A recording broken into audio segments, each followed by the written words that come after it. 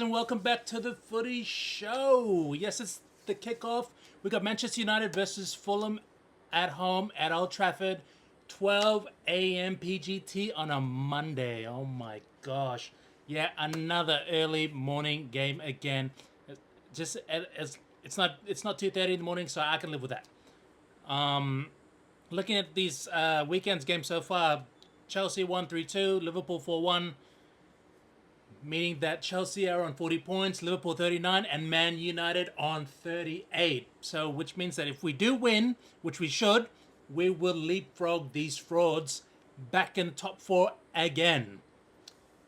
Yep, it's been a hilarious week because these Arsenal fans, nowhere to be seen, just in their cuddle therapy sessions with their mates, hiding away, crying, holding each other and hugging each other so tightly. They're just like, they couldn't believe that we came and absolutely stopped them in their title race in a very weird season where the majority of the good teams and decent teams are actually not doing great at all. Man City are dropping points when usually at this time of year they really don't do that. Chelsea as well got another interim manager. They're hot and cold. Last week it was just like, yeah, and then this week they're like winning the skin of their teeth. And then Liverpool, same thing. They thought they're gonna rock up to Bournemouth. Bournemouth just said, hold that, and they lost 3-2. And then of course Liverpool being Liverpool, midweek they win, and then after they win again in the Premier League 4-1. So yes, Manchester United, we still have the opportunity to leapfrog these guys, get back in the top four, and we just got to hold it. Honestly, there's nothing much more to it. We can't be complacent. Just said like we've taken down two of the best teams so far in the last few seasons in the top four, minus Villa. But in terms of consistency, I think that's it's going to be a big challenge. Patrick Dorgu being out for up to 10 weeks. Mikel Carrique came in, unlocked this kid.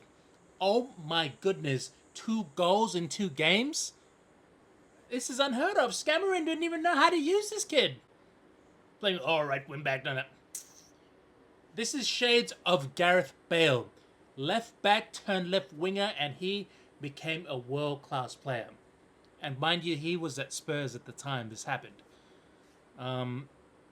If you look at the Fulham game, last time we played them, it was 1-1. To be fair, we should have won that game, but of course, with Scamarin tactics, you're never too sure what's going to happen. We tend to shut down. And of course, Emil Smith-Rowe scores in the 72nd minute, and then we get saved by a very, very lucky own goal. Yes, we were Arsenal settings at that time, relying on own goals to scrape through games to keep a decent record in the league. Now, if you look at the last few games that both teams have played, they're drawn 2, won 2, and lost 1 out of the last 5. So they drew with Liverpool, Chelsea they won 2-1, Leeds lost, and then Brighton they won 2-1. As for Manchester United coming into this with the last 5 games, Wolves draw, Leeds draw, Burnley draw, City and Arsenal wins. In terms of the form, I think Manchester United have done decently in the last 2 weeks. But then if you look at it, they're just one spot below us. Like we're tied on 10 wins. They've drawn 4 less than Manchester United have with 8. They've lost 4 more games than we have. And the goal difference, they've scored 32, we've scored 41. And then they've got more clean sheets, 5, and we've got 3. So if you really look at it, it's just like Raul Jimenez, what a menace. When he was on Wolves, man, he would just be scoring goals. Well, I'm looking at the table now, and Fulham are they win, they could be 1 point behind us. And then that wouldn't really change. So, I'm not taking a draw. I want to win. and then we just got to keep the momentum up. And then I'm hearing talk about like, Carrick should get the full-time job. Stop with the narrative of giving. We've been down this road already with Ole. It did not end pretty. Carrick came in, he agreed, I'll take the job for 6 months, then I'm out. Why can't we just leave it at that? We get too overhyped, too overexcited, and then it just blows up in our face, and then everyone's like, oh yeah, just give him a piece of paper and just let him put whatever number he wants. No. We're not going to do that anymore. I think this whole situation is very fragile where the club needs to look at it very strategically. And the talk about having the Manchester United DNA, that's Carrick. He played at the club. He's managed at the club. He's been interim twice now. He's beaten Arteta twice. To be fair, his record at Middlesbrough was not as great that it should have been in the Championship, but, you know, his cup run wasn't great. I think he got knocked out every time he was in the FA Cup, so you can't blame him for that. But then, now that he's back at Manchester United, it's crazy. Only 3 days on the job, you go and beat City. And then after that, a week later, you go to the Arsenal, the Emirates, the apparent fortress in the Premier League, where Arsenal have never lost this season. I think maybe once. Who cares? I don't care what the record is. We went and beat them. Hold on to that. And then Man sent to Fluke, please. Why do you guys have to do this every time? Just let it be.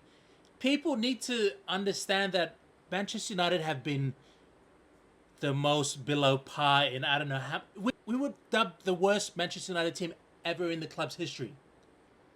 And then now we rock up to the Emirates where they're saying this current Arsenal team could beat the 08 Manchester United team. What? You can't even beat the current 25-26 Manchester United team, so you guys need to sit down, shut your mouth, because you're done. You guys keep talking rubbish.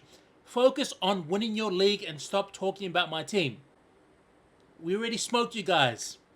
Yeah, you came 1-0 at Old Trafford the first time. Whoa, everyone forgot about that. You know why? Because we came back and we put a score on you guys. And yeah, set piece on goal. That's the only way you won.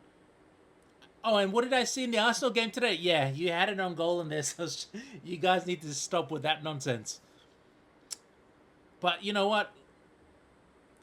I think, you know, Marco Silva is a very good coach. You know, Fulham have done pretty well, I think, this season, for sure.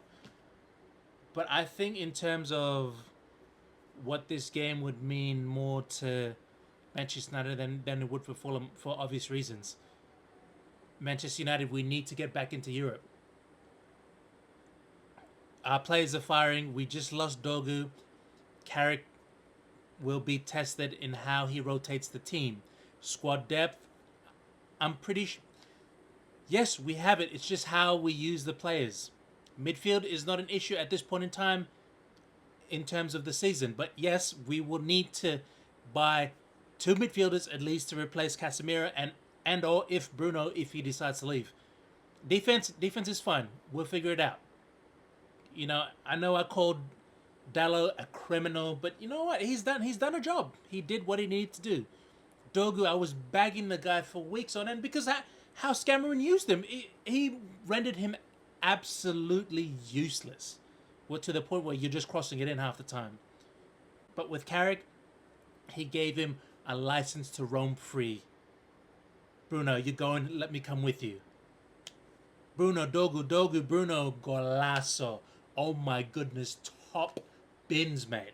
I'm feeling very positive about this game. I'm not going to say we're going to smash Fulham, but we have to win. There's no excuse about it. Our form coming into this game is much more better. We've beaten the top 2 teams in the top 4 on top of the table. We're knocking on top 4. We were there the whole week, and obviously we fell down, but there's no excuses about it. We can do it with this team that we have. Maybe Shesko might play. I'm not what he did last time, and he gave the ball to Manu, and then Manu assisted to Cunha, and then the rest was history. Big man was just surfboarding literally in the corner end of the Emirates, and everyone is just literally crying so hard because they could not believe what just happened. And like, just to wrap it up, like, these, you see, it's coming to the point of the season where rival fans, like, they start getting very fidgety and they just like literally don't worry about their own team.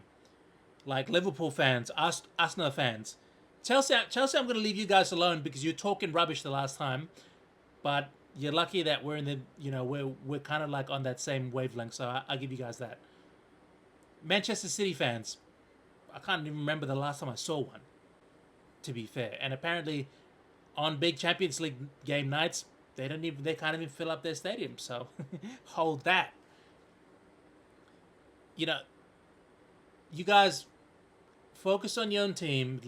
Stop talking about Manchester United in all your posts. Because I already called one of you guys out. Yes, he's an Arsenal fan. No, I don't talk really. Biggest hypocrites. They can't accept defeat. Sore losers, just like Saliba when Maguire went to go shake hands. Yeah, good get. No. Zero class. Absolute frauds, mate. 2-0 or 3-1, whatever comes first. And as always, people, please like, share, and subscribe, and do all that good stuff.